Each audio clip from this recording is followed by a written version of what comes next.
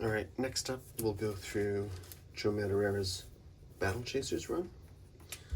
And the very first thing, when it was announced, we got this Cliffhanger sketchbook as a kind of free add-on to whatever issue of Wizard magazine that was. So I don't know if it was this issue of Wizard or like maybe a previous issue where they announced that Wildstorm, which is, I think Wildstorm's an imprint of Image, right? So yeah, Image, Wildstorm, and then Cliffhanger is like this even further kind of sub, like a, how do you say? Like it's a publishing arm? No, it's like a collection of initially just these three artists: J. Scott Campbell, Joe Madureira, and Umberto Ramos. Chris Bachalo was added after the fact, I believe, but it was just like a special place for these like star creators to do their creator-owned works, whatever they wanted, whatever they came up with. So J. Scott Campbell did Danger Girl, Joe Mad did Battle Chasers. It was like a spy thriller on the sillier side, kind of like a silly James Bond kind of. Joe Mad, oh, there's that thick outline again, so good. Joe Mad did Battle Chasers, which is like a fantasy adventure. Kind of, I think actually kind of very similar to like a Final Fantasy, where there is a little bit of sci-fi mixed in there as well. But mostly like fantasy. And then Umberto Ramos did Crimson, which is like his vampire hunting. It's a lot darker than these other two. But he typically does a lot of silly stuff too. Maybe I'm misremembering that though. Anyway, so we got this preview of what they're working on, what they're going to be releasing in like 1999, 2000, something like that. Yeah, there's Liquid. I had mentioned that Liquid was the colorist that worked often with Joe Mad. So yeah, so we got this preview sketchbook. Sorry for the drilling. Sounds like someone is doing renovations. So we got Battle Chasers to start. There's just these pencils, initial pencil sketches. Man, so cool. My God, that's so loud. I don't think we ever saw this in Battle Chasers. This we kind of saw.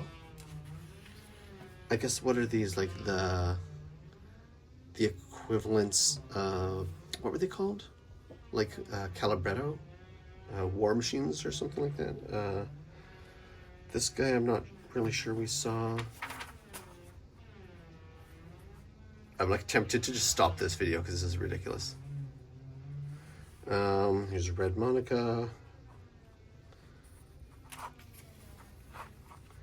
And then we've got Umberto Ramos's Crimson.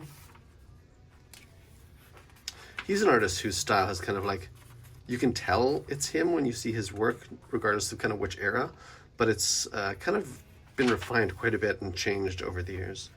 And then here's Danger Girl. And he just doesn't really do interior work at all anymore. That's my understanding. So that was cool. Yeah, the preview sketchbook. And then there was this prelude. That's another thing.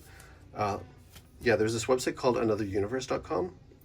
And I guess this was something that you had to special order from here instead of from your local comic shop. I'm not sure how that worked actually, but I did get it from Another Universe. There was a number of stuff that I ordered from this website, even though it was like, so I'm in Canada and this is an American site, I think.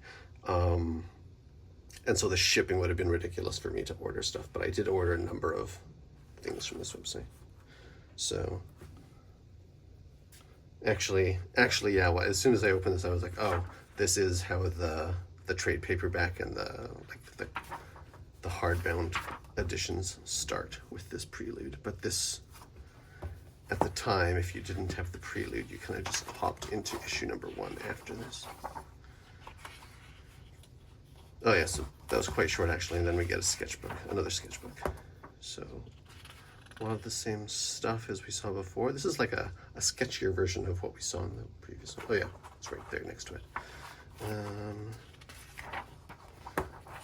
Joe Madureira, acclaimed artist of the #1 selling Uncanny X-Men, presents A Whole New World of Adventure. The Battle Begins. April 15th, 1990. Oh, 1998, really? Oh, it's a couple years earlier than I thought. Okay. And then we're into issue #1. I think there's a... Is it foil? I keep wanting to say foil, but I don't know if that's the right word. I think there was a foil version of this one.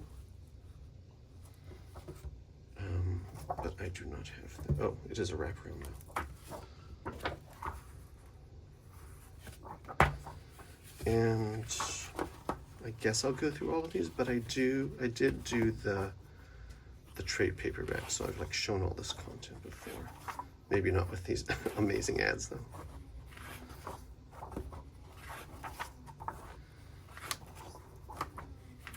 It's very green, isn't it? Maybe that was because the Matrix would have been around this time, or maybe even after, actually. Maybe the Matrix was 1999, I think. And if this was 1998, that's when it released, then he would have been working on it in advance, but... So I guess it probably didn't come from the Matrix, but... Maybe that was just a popular kind of color scheme at the time in the late 90s. Was that just like a green filter over everything?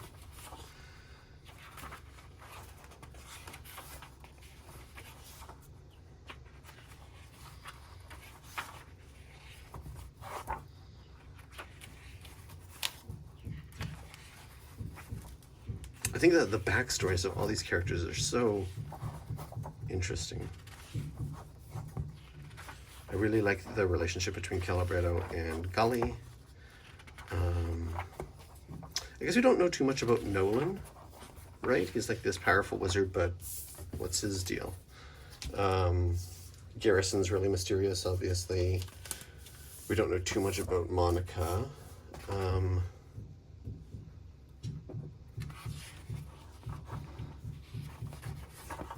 So actually, I guess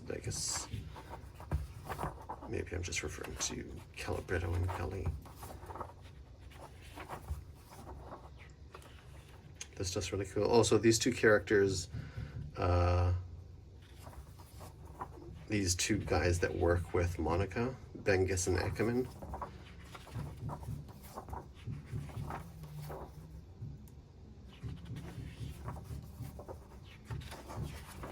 Just show them back here. So this is Bengus, I think, and then Ackerman's this skinnier, taller, silent guy. They're named after concept artists for Street Fighter, I think. Oh, I always really like this kind of like cute little like child hand grabbing for this kind of this weird fruit that we've never seen before. Really cool. Really sorry for that pounding and drilling in the background. It's just, it's not usually this kind of noise. So that was issue 3. Issue #4.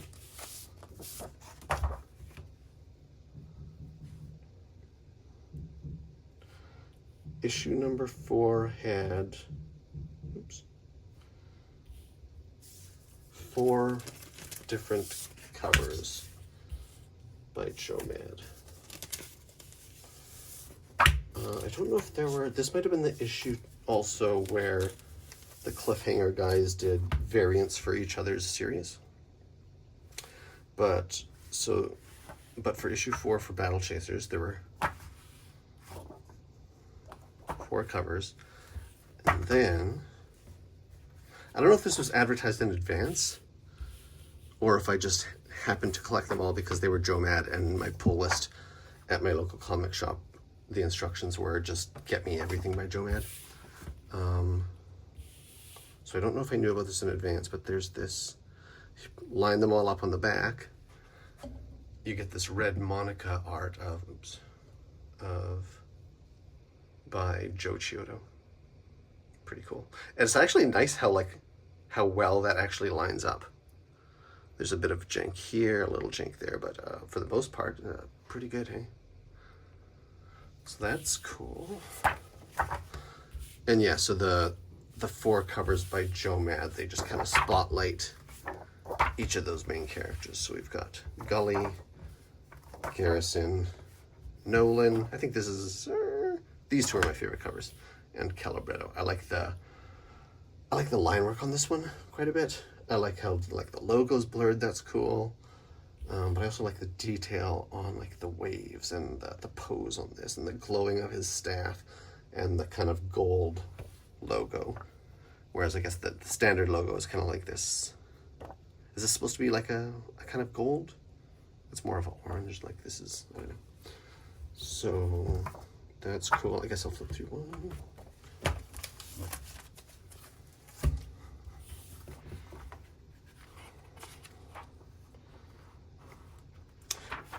When I think back on Battle Chasers, this is kind of one of the first scenes that I think of, is kind of like this border patrol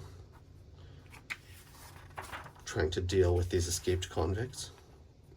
Right, so in the last issue, Monica breaks out that one guy. That's like her bounty job, is to save this guy. I forget what his deal was. He was like a pirate or something. But then because of the jailbreak, a lot of these other prisoners escaped. And now that's causing an issue in the kingdom. Was this one of the escaped convicts too? This kind of sorcerer guy?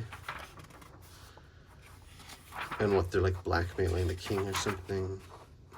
Maestro is Garrison's old master, like his master.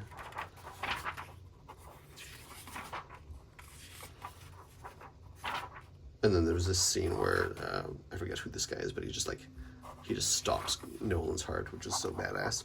But the writing, I was never a fan of. Like, I think the writing of the new series with Ludolo Labi is really good. That's written by Joe Mad, which is really impressive. But the original writing by, what's his name? Munier Sharif, something like that. It's just like, you don't have to make him say my heart stopped. It's just like, it's such bad writing, even for the time. And then this guy's really cool.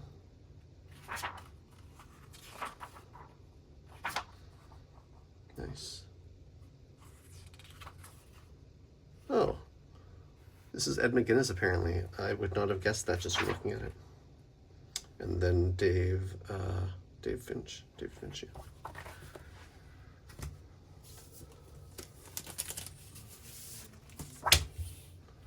Issue number 5. This is, what's this guy's name? Brass something? Oh, and then this opening scene. The opening scenes are really cool. Like this, just these, what would you call them? Like a bandit or grave robber? Just looting, and then that's how, what is this guy called? Mulgrim or something? Bulgrim. And then she just becomes a vessel for, like, she puts on this armband thing, and it releases this demon, whatever. Super cool concepts. It's just too bad the original series ended before we kind of saw a lot of like great payoffs on some of these cool things. Not a fan of this. This is kind of super janky. Don't know what's going on there. But I remember this fight was super cool. This fight scene, just like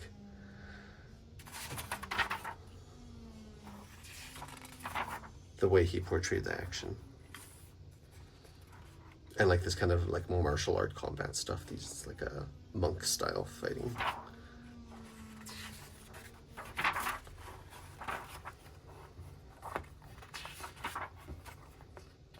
Oh, I've got an Alex Ross thing here.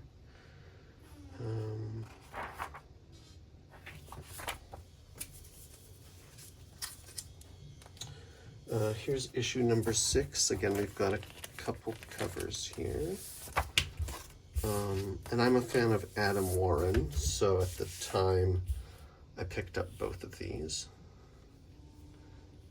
And this one has a cover by Adam Warren because he does a kind of side story in the back, so we'll get to that in a sec.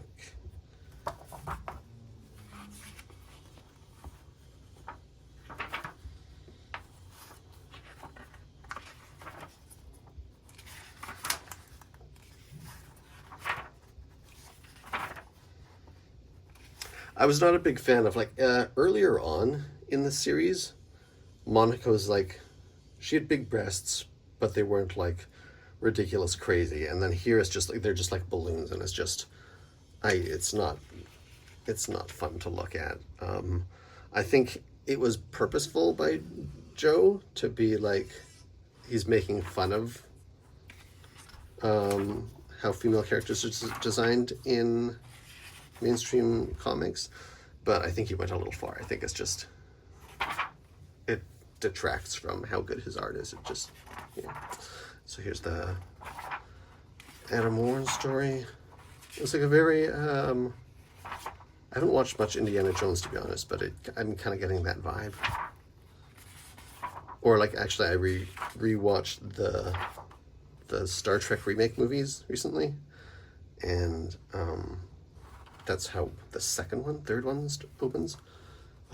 So here, I guess this is how she got her big boobs. She's like, if I could have anything, I'll give you what? She trades the dagger for money and big boobs?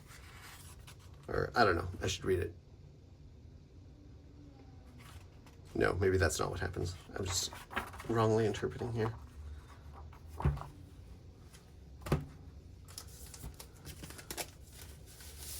Oops. Shit.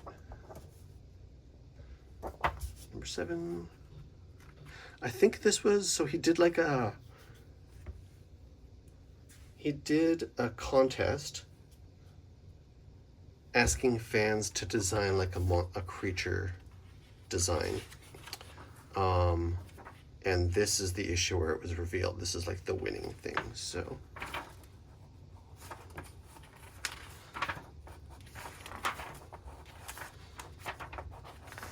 It's weird how kind of inconsistent, especially Gully is throughout the series. Like, look at her face here versus kind of her face here.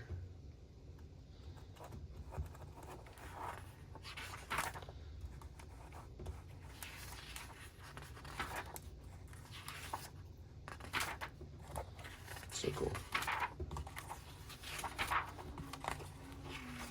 Here it's kind of slightly different again too. It's not just the expressions, it's like the way he draws the eyes and stuff. It's when you kind of go back and read the original issues or even the trade paperback, you can see a lot of the inconsistencies throughout the series.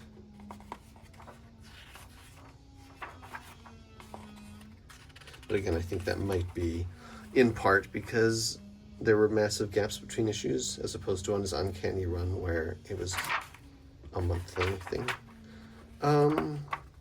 So I thought he showed, maybe it's in a later issue, but there's a point where he showed the monster design by the fan who won the contest, and it didn't look anything like, it was interesting, it didn't look too much like the actual, like this is the monster, it's like this thing that just like it goes to graveyards and absorbs all the bodies, and then it kind of like, those bodies are part of it, and it's like this big mangled mass of flesh and monster parts and stuff. But the original drawing by the guy who submitted it was a lot more toned down. It was kind of, I think if I remember, it was just like a humanoid figure, but with an explanation that, hey, this is his power, he does this thing, and then kind of Joe Mad just ran with it. Looks like here's another cover with no inks. It's just straight to the pencils and then colors. Ooh, that's nice.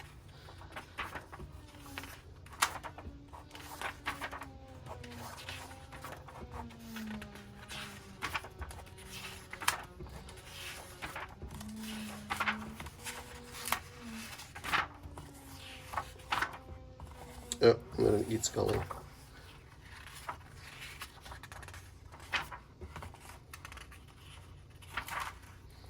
I love the expression, like the rubbery mouth.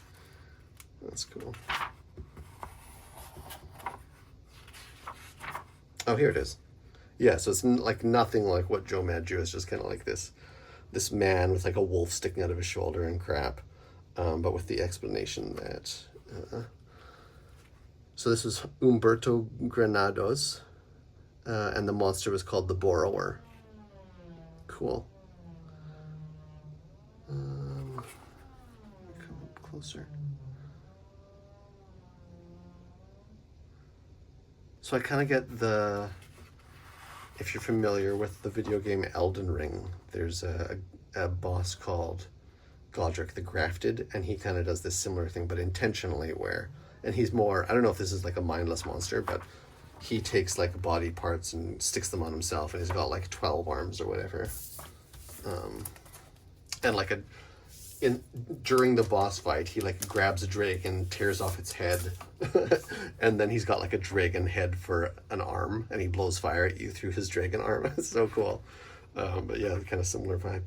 Issue number 9. Ooh, I really like this gully drawing. Oh, this is like a thicker issue too. Nice. Baby. Yeah, so this is Gully's brother. There's like a flashback to kids bullying him.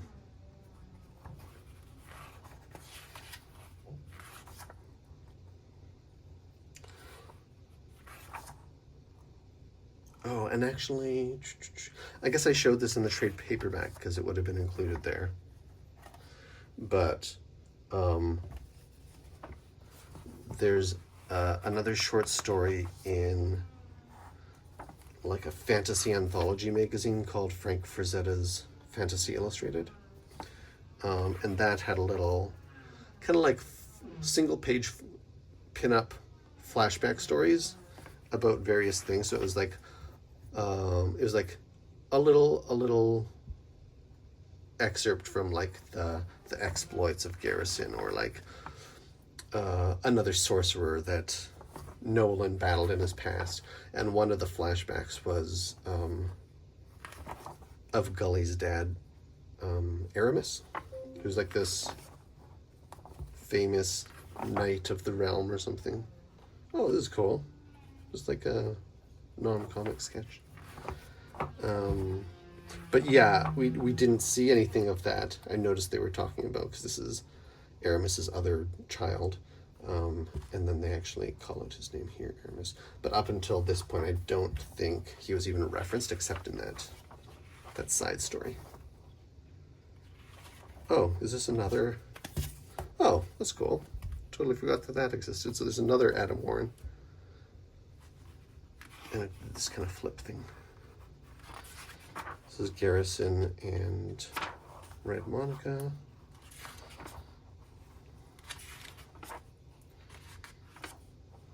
It's a very Adam Warren story. Cool. Yeah, I forgot there were 2 Adam Warren stories. Then there's like a first kind of trade paperback. What does this collect, like 2 issues or something? Is there any like bonus material in here that wasn't in the others? So here's a Travis Charest cover. So this is the prelude, it looks like.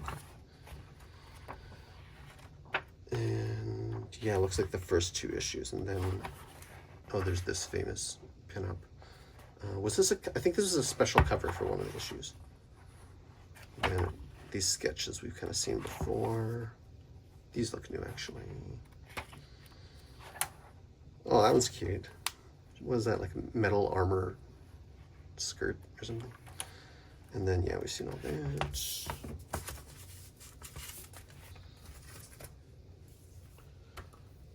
Here is a Wizard issue with the Battle Chasers cover. I don't remember if this contained any further Joe Mad content. Let's see.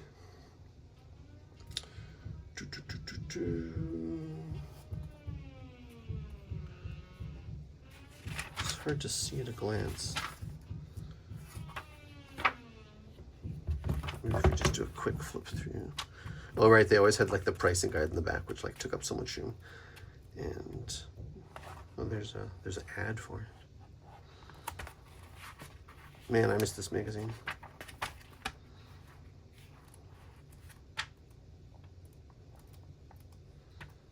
Oh, yeah, totally. Okay, perfect.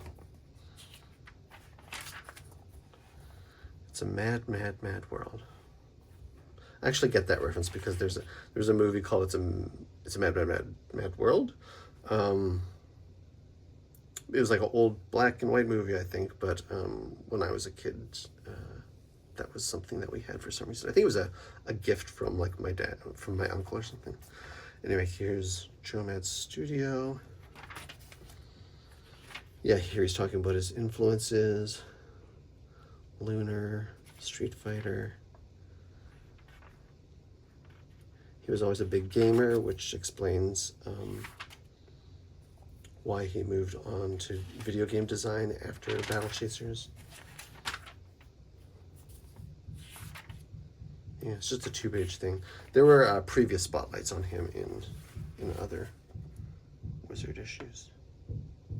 Resident Evil figures, Evangelion poster, envelope art, Tiger calendar, manga videos, phone number list, reference books. Ooh, what reference books? Star Wars characters like Darth Vader and Jedi Knights. What else we got here? Spidey figure, Shiro posters.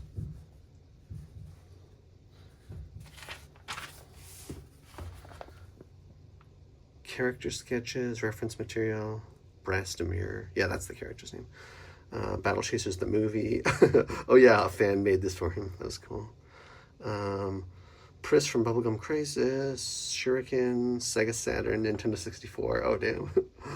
Excalibur. Oh, he's got like swords, a katana, video games, Fatal Fury. Oh, sorry, I said Street Fighter. It's Fatal Fury. I played Fatal Fury growing up. He's got a PlayStation, a gaming chair, PlayStation magazine he did a bunch of covers for. Yeah, super cool. And sure, let's keep going actually. So after Battle Chasers, he took a hiatus. He started working in game design. There was a game that he was working on that never was released. It was called, what was it called? Dragonkind or something like that. And at the time, there wasn't like, it was like the early, this sounds so dumb to say, but it was like the early ages of the internet. So there wasn't, you couldn't just look up everything and there was everything there at your fingertips. That makes me sound so old. But there was this one guy back in the day, and he ran like but we didn't even have like forums that much, or like, there was like mailing lists. So you'd be on an email mailing list, and there was this one that was run by like Joe Madureira's #1 fan. I totally forget his name, but I like communicated back and forth with him a number of times. And he had like a comprehensive Joe Madureira published works checklist. And it was a list of like all variant covers, all pencils, all like everything he had ever done, like ads and magazine covers and stuff. Crap, I wish I could remember his name, but it's been like it's been like a quarter of a century. Where was I going with that? Oh yeah, so the way that we kept up to, us Joe Madureira fans kept up to date on what he was doing was kind of through this mailing list. And he may have had a website too, but we got like peeks at sketches for this game that never came out and stuff. And I think this guy that ran the site, he was like in direct communication with Joe Mad, so he got like some exclusive content and stuff to share. Anyway, so Joe Mad worked on that Dragonkind or something like that. When that failed, he moved on, and that was when he did Darksiders 1, and that was quite popular. But after, either between those two projects or maybe after Darksiders, I can't remember, but he came back to Marvel and he did this Ultimates 3 series. This is issue #1. I don't know what's up with the coloring. It's like, it's so dark. Like, what's the, if you remember, I have the poster on my wall, and this is literally, the poster is, so there's the two covers. One is like the villains, one is the heroes. And the poster I have is a black and white version of the villains cover. Oh, is that it? Just 3 pages? Okay.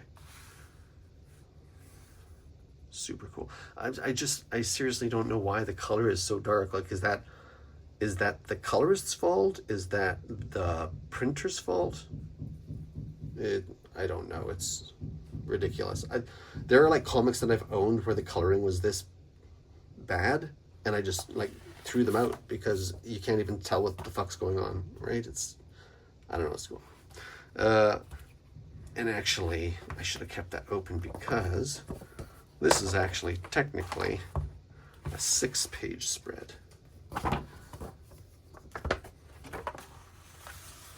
Where they connect here. Well, yeah, I guess that connects. Cool. Move it up a little. And then the heroes cover comes in here. So cool. I wish the colors were better. It like really detracts from, like, I can't tell what's going on. I can't see if there's like another character in there somewhere that I'm just missing. Like, it's hard to even tell that Wasp is there. It's really unfortunate. So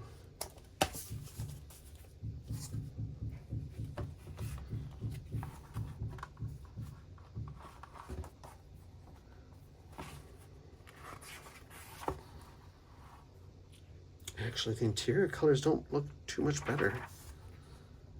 Is this the whole issue like this? Glare's kind of bad, sorry. Yeah, wow, the whole ass thing is just really dark.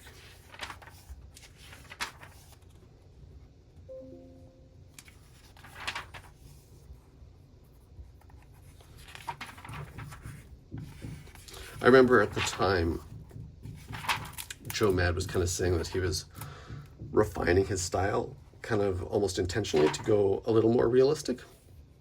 And I guess I can see that in like the way that kind of eyes are a little smaller, a little less kind of manga. And there's like a little more detail and refinement in making the features kind of more accurate, like anatomically. Oh man, I don't know. This pose is just, it's so dynamic. This one's really good. His mouth looks a little weird. Man. I wonder when we'll get the next comic work from Joe Mad.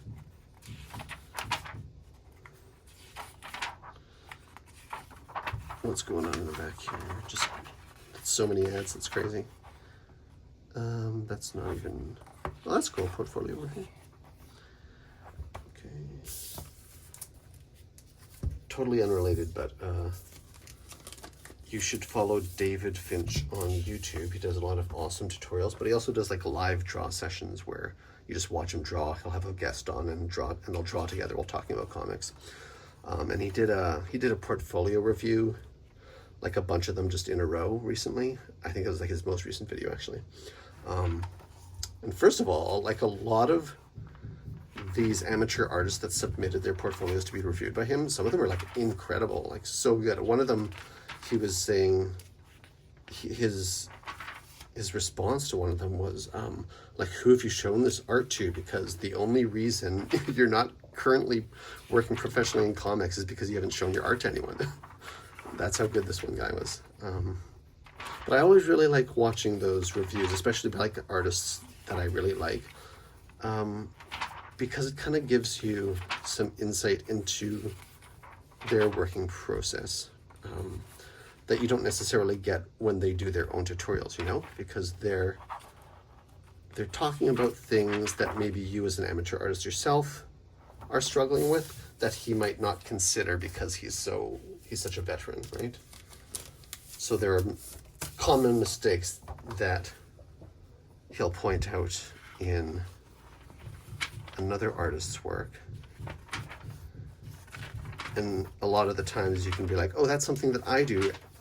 And you can kind of take his feedback and apply that to your own process. And so when I was watching this portfolio review compilation of his, I found that really valuable. If not just fun to watch, because the art was great, and what he had to say was interesting.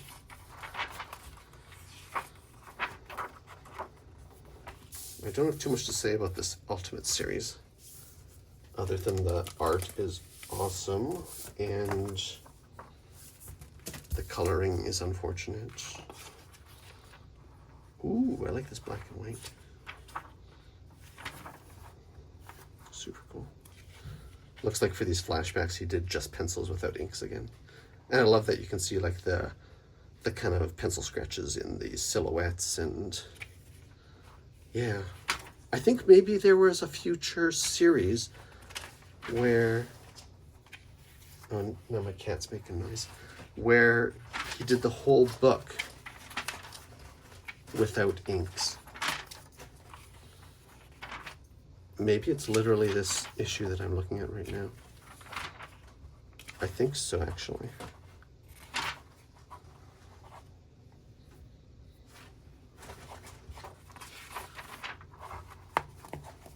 And the color, no, the coloring's still pretty dark.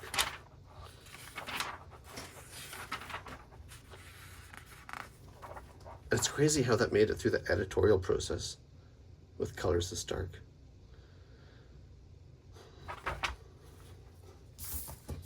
Like, it's just hard to tell what's going on.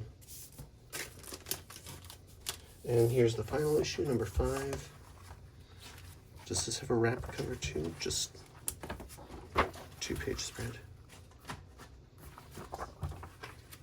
Oh, no, it's a 3-page. Oh, I wonder if there was a villain variant for this as well. I don't remember, and I don't seem to have a copy of it, so.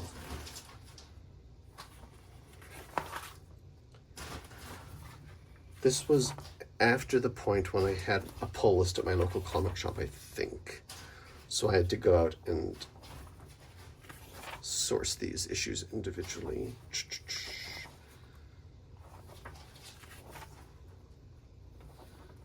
He really likes doing this creepy licking thing. That I think that happened in Battle Chasers too, right? And then also in the Astonishing X-Men issues we were looking at, there was a scene I noticed as we were just flipping through where Wild Child licks Rogue's cheek.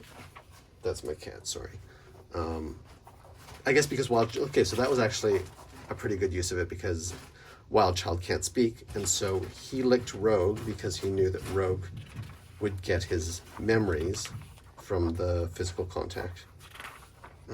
So he was able, I don't remember what the story was, but I think he was telling her that someone was in trouble or something was coming or something. Oh yeah, that Holocaust took Sabretooth. And then I've just got some, sorry, this is the worst background noise. I've got like sirens and construction and cat playing loudly. Anyway, I've got a bunch of variant covers. This is Street Fighter. I don't think any of the interior was by him. Oh, what's that? Oh, that's Corey Lewis, I think. Yeah, cool. Whoa, who's this? Oh, this is Joe Mad. Oh, awesome. But it's just like, what, 2 pages? 3 pages? 4 pages. Cool, forgot about that. I think is this Pat Lee? Maybe not. Maybe not.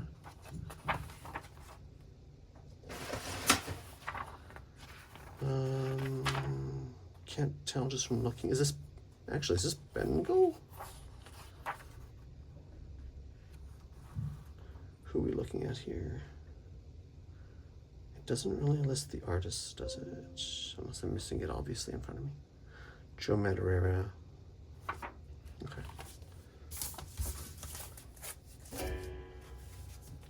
We've got Crimson issue 7. This is Umberto Ramos's Cliffhanger title. This is just the Joe Mad variant. Super cool. Love the hand there, the kind of pokey knuckles. And then, oh, Travis Charest, there's a ad for WildCATs. And then it's just like Umberto Ramos all the way through, as it is his book. Here's Joe Mad's variant for Danger Girl, number 6. Really like this one too. I like the composition of this one. This kind of is like this full body shot, kind of bust shot, and then just a close up on the, like a portrait profile. And then like this little foreground with this artifact or whatever. Cool. And like all the negative space, really nice. Really good. And this is J. Scott Campbell. So that's all by him. His work is so good. I wish he'd do more interior work.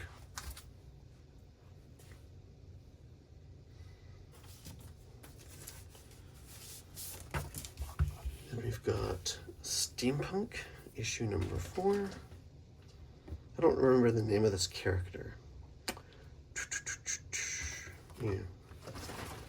This is all Chris. Oh, it shows us who else did the variants. So there's the Bachelot. There's a Umberto Ramos. And this is J. Scott Campbell. Actually, I really like that J. Scott Campbell. That's cool. So then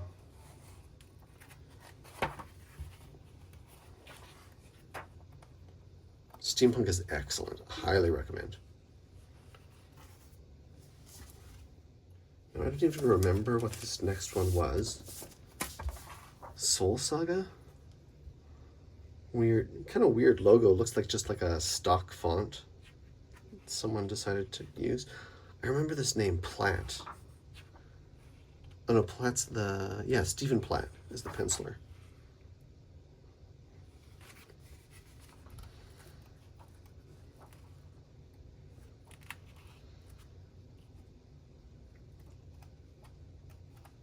Yeah.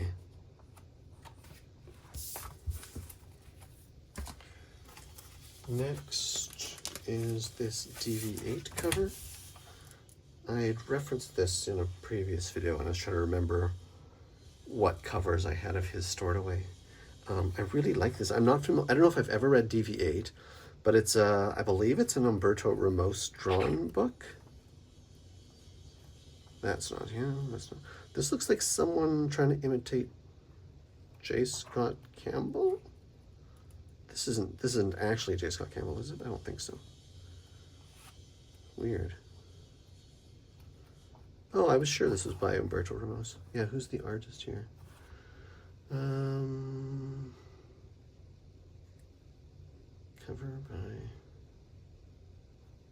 by... maybe it's right in front of you, but I can't see. Yeah, I don't know. So don't like that interior art very much, but wow, I really, really like this. I don't know. I love the fingers. I love the like the monster face. The female character and her like facial expression. The hair is like so well done. It's like so 3-dimensional with like so much like volume and everything. What is she actually standing on though? It doesn't look, it kind of looks like she's floating. Really like this. But yeah, I don't think I've ever read a DV8 issue, but I seem to recall that Umberto Ramos worked on it at some point. Here is WildCATs number 1. And this, I think I got this, and I saw the art, and I don't know if I was familiar with Travis Charest at the time, but I saw the art and I was like, wow, this is crazy. This is so good. And then I just collected the remainder of the series as long as he stayed on it. So I think he only stayed on this run for like 5 issues, and somewhere in the middle someone had to fill in for him as well. He's similar to Joe Mad actually in that he's one of those artists that works quite slow, and he is like really incredible, but I think his maybe perfectionism gets in the way of deadlines, and so he doesn't do too much interior stuff these days as far as I'm aware. I think this might be the last major thing that he did, like the longest run. Because people always reference this in particular. But yeah, so I've got the rest. I've got the other 4 issues, I think it is, and that's exclusively for the charade, so I'll show that in a later video. But then in terms of like organization, I keep this issue number 1 with my Joe Mad stuff because it's got this Joe Mad variant cover. And then the other issues are kind of separate with the charade stuff. Anyway, that'll do it for this one. I'll come back and I'll do another video. I'm just trying to think if I can kind of preview what might be coming next. I don't remember. It's just kind of like a lot of random stuff. There's some series where I've got like a number of issues. So like Ed McGuinness's Superman, I've got, I want to say like 15 issues. Jeff Matsuda's Wolverine, and some other, Jeff Matsuda's creator-owned Kaboom with Jeff Loeb, I think. What else do we have? A few of the other Marvel titles that I was subscribed to at the time. So, yeah, like I said, Roger Cruz's X-Man. I was doing Carlos Pacheco's X-Men. Yeah, some other Carlos Pacheco stuff. I don't know if I'm saying his name right, but I've never heard it said out loud before. So yeah, so that'll do it for now. Sorry again for all the construction noise and the cat and everything. I'll see you in the next one.